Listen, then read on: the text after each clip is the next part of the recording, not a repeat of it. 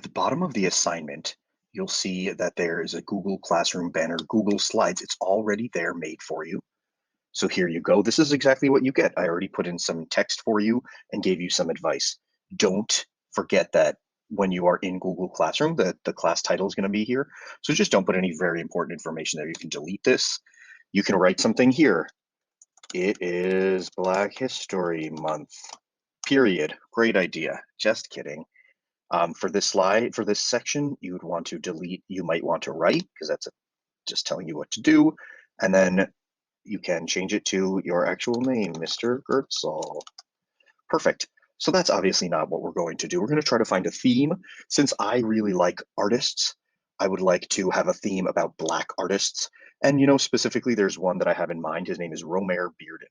So I know I'm just going to type the title here, Romare Bearden.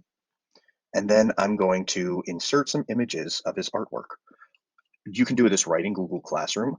I like to go to Insert, Image, and then you can just search the web.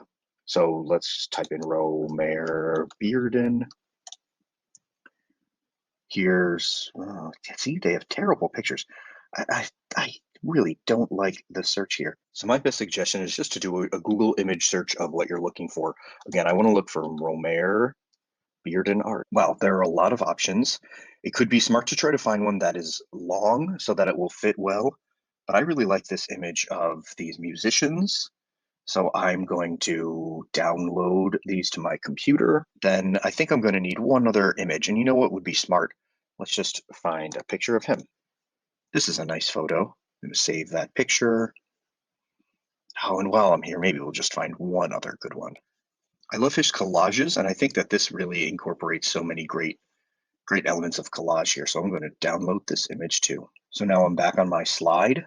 I downloaded a few images to my computer, and I'm just going to drag them into the slide.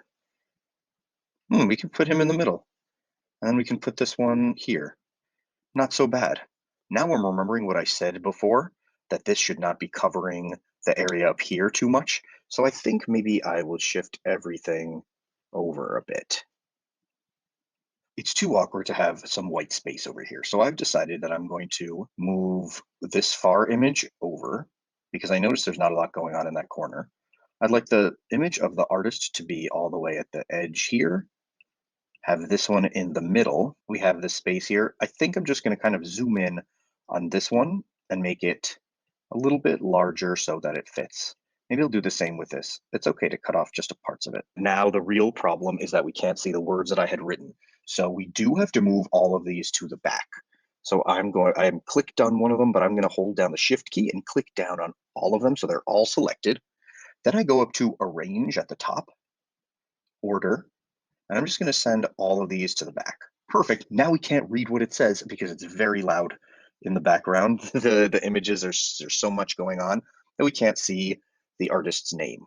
Maybe white would look a little better. Let's see. We can go to text color, white. Let's try bold. You know what? Let's just make it a lot bigger too. Come on.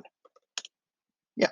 And Arial is the absolute most basic font that's ever existed. This artist was a lot of fun. Let's try to think about a good theme for him. He grew up during the Harlem Renaissance and was inspired by that. Maybe there's a Harlem Renaissance type one. Limelight, maybe?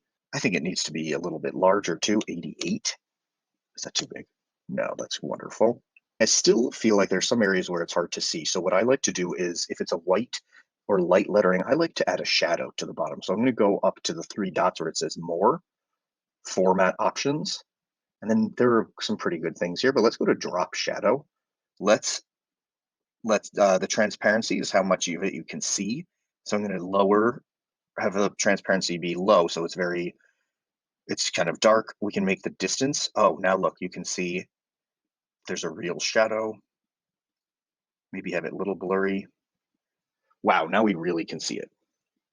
With my name down there, I don't want it to be too intrusive like that. So maybe I will go to highlight color and make it just like a light gray behind it. So people can see that, but it's not totally standing out way too much. I'm done.